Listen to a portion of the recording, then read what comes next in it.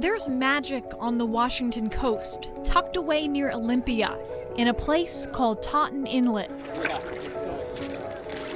Boots splash through muddy sand and surf, gloved hands scrabble on the beach looking for a briny prize, and little lanterns light the darkness. It almost feels like something out of a poem. And it is. The whole thing was inspired by Lewis Carroll's poem, The Walrus and the Carpenter. This is the Walrus and Carpenter Picnic, first created in 2010 by oyster fanatic John Rowley, who passed away in 2017. It involves taking a bus from Seattle, watching the city wink away in the night as you head towards Totten Inlet.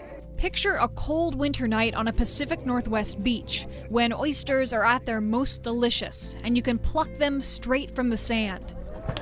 And while John Rowley is gone, he left very specific instructions for the picnic. Crisp white wines served in crystal glasses, no plastic.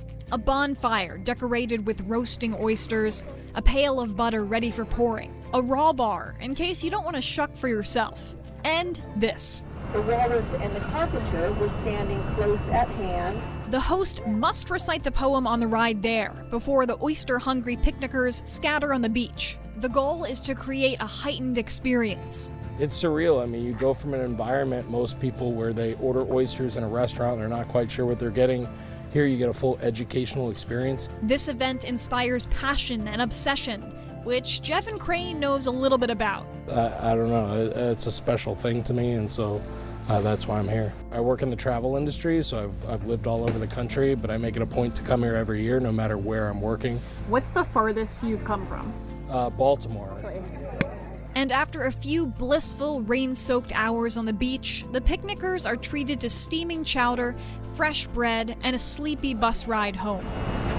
This picnic conjures all of the magic of the Pacific Northwest and distills it into one cold, crisp, perfect night. I think it's just the camaraderie of the event. When I think about Seattle, I think about the coast, I think about shellfish, I think about the cool air, and then you're here with like-minded people that love oysters. We're kind of an obsession, and so we're all kind of on the same page. And it's just an incredible experience. It's not something you can really describe. You have to come experience for yourself. Thank